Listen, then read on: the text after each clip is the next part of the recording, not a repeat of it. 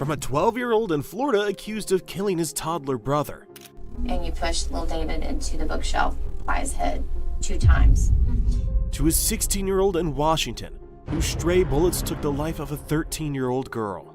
There is a long history of Mr. Ghazal being violent, finding guns to be fun.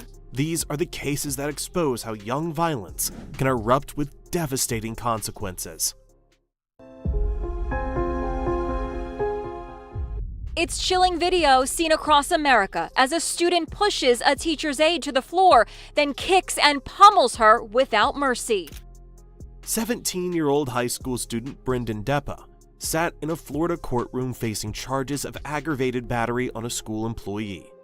The incident happened on February 21, 2024, after a confrontation over his Nintendo Switch escalated into shocking violence.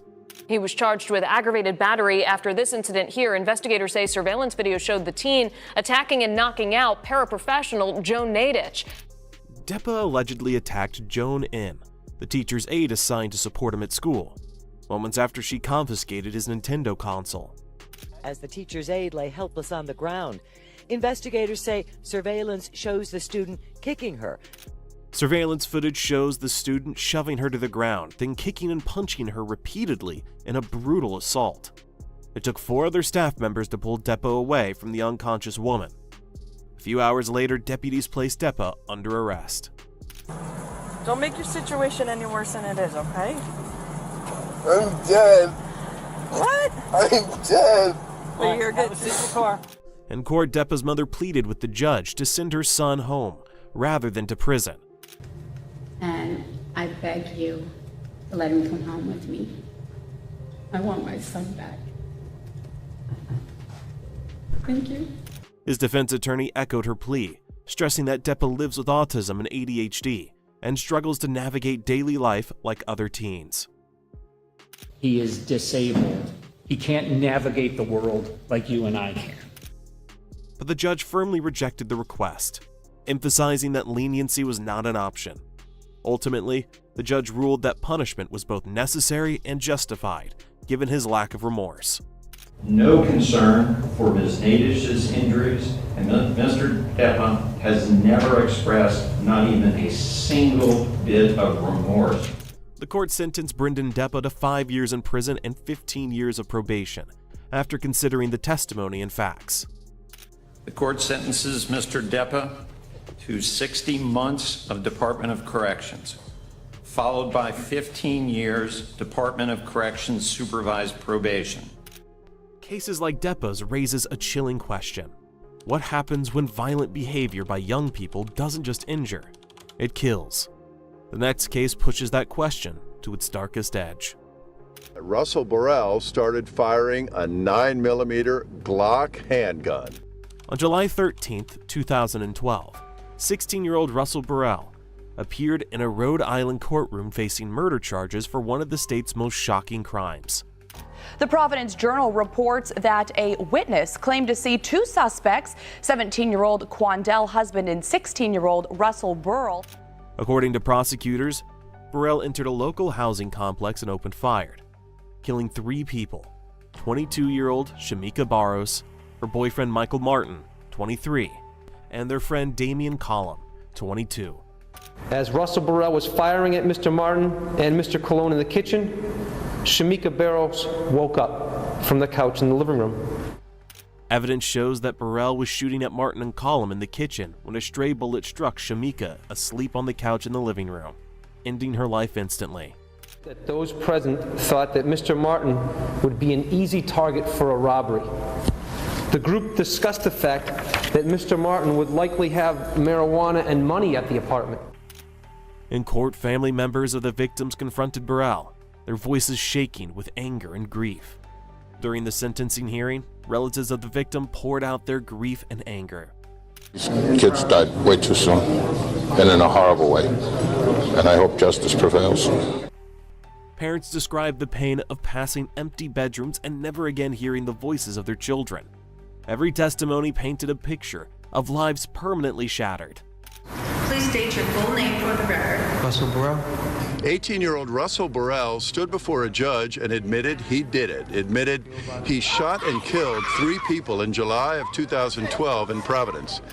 After reviewing the evidence and emotional statement, the court sentenced Burrell to life in prison, though some later questioned his mental health. The victims' families stayed focused on justice for the 3 lives lost and their forever changed future. Bullets fired by Russell Burrell struck and killed both Michael Martin and Damian Colon. If Burrell's case shows how a teenager's rage can devastate entire families, the next story pushes the boundary even further. A child so young he wasn't even a teenager when he took a life.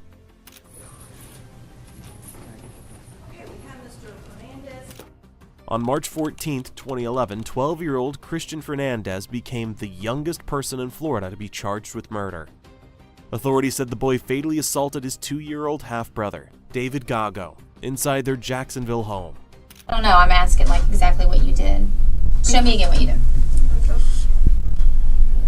At first, Christian tried to explain the toddler's injuries by telling detectives that heavy books had fallen on him. However, investigators carefully examined the scene and quickly noticed inconsistencies between his story and physical evidence. What happened tonight? Because I know originally you said that he fell off the bunk bed, but that wasn't true, correct? Okay, so that was a lie? Okay. Under questioning, the boy confessed to pushing his brother into a bookshelf twice. The impact caused severe head trauma and heavy bleeding. So you pushed him with your hand into the shelf. So you pushed him into the shelf on the same side of his head? I didn't know what side I hit him on. As the interview unfolded, a darker background emerged. Christian described years of physical and sexual abuse at the hands of his stepfather, and said he had been angry, acting out without thinking, only later realizing what he had done. And you pushed little David into the bookshelf by his head 2 times. Detectives discovered the tragedy worsened when Susana Fernandez waited nearly 8 hours before taking her unconscious toddler to the hospital. She gave conflicting reasons for the delay and was later charged with manslaughter, facing up to 30 years in prison. When Fernandez slammed him into a bookshelf in their apartment, Fernandez is set to be released from the Department of Juvenile Justice this Sunday, his 19th birthday. After weighing the evidence and his age, the court sentenced Christian Fernandez to 7 years in juvenile detention. He was released in 2018 at the age of 19.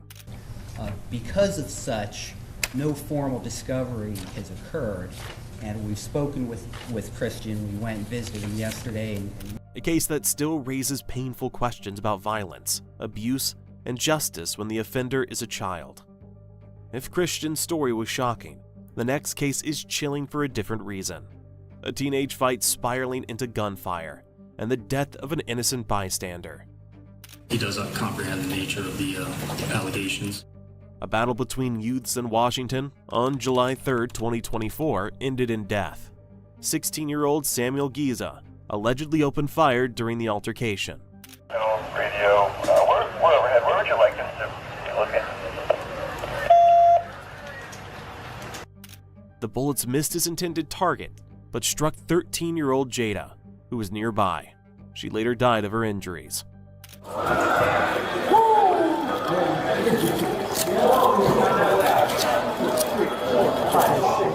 The tragedy unfolded just as Jada should have been preparing for her first day of 8th grade.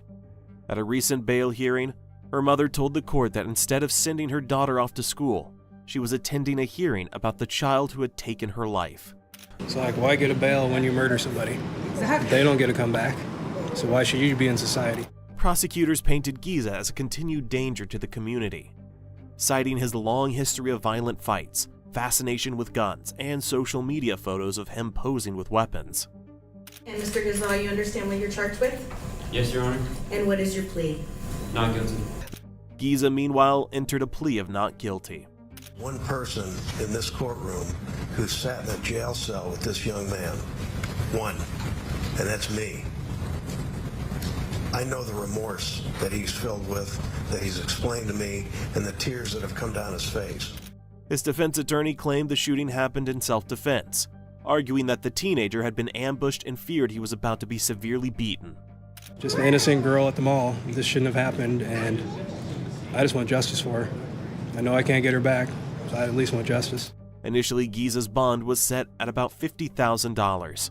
But after the judge reviewed the social media images and heard more about his past behavior, the bond was raised to $2 million. At the time, it was set at $50,000. His bail has now been raised to $2 million. Detectives are still looking for a gun. From stolen childhoods to shattered families, these cases show how one violent moment can echo for years in courtrooms and lives alike. If you found this video eye-opening, hit like, subscribe to the channel, and share your thoughts in the comments down below.